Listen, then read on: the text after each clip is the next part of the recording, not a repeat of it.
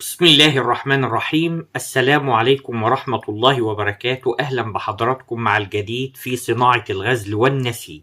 الأول، كل سنة وحضراتكم جميعا بخير بمناسبة شهر رمضان الكريم. اللهم أعيد علينا بالخير واليمن والبركة والسعادة، وارزقنا يا رب فيه رزق واسع. اللهم لا تحرمنا أجر هذا الشهر الكريم. الحاجة التانية، في حاجة بالنسبة للقطن الشعر، في مشكلة عموما في مصر بالنسبة للقطن الشعر. الجيزة 94 والجيزة 97، خاصة المزروع هذا الموسم في محافظة الدقهلية. معظم المحصول الأيام دي يعني التحليل بتاعه الجودة مش حلوة، جودة مش حلوة خالص.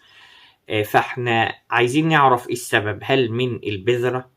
هل ان الفلاح ضاف بعض الكيماويات اثرت على المحصول؟ وده مش وارد، لان معظم الفلاحين كده.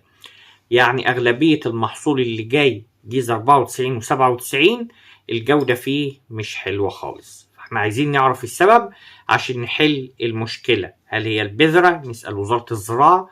هل هي ايه؟ عايزين نعرف ايه هو السبب.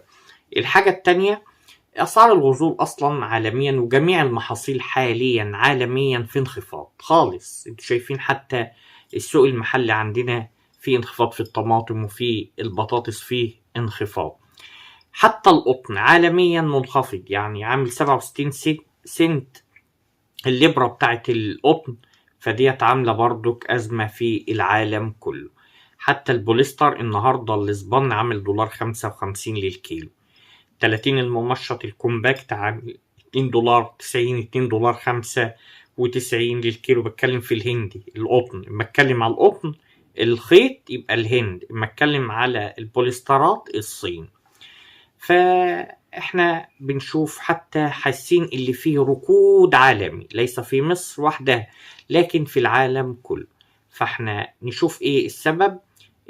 نتيجة الأزمات العالمية.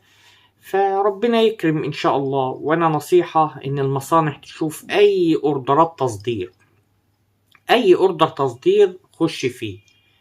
ربنا يوفق الجميع يا رب. واللي محتاج أي غزل من بره تحت أمره. مهندس محمد كمال معتمد. كل عام وحضراتكم بخير.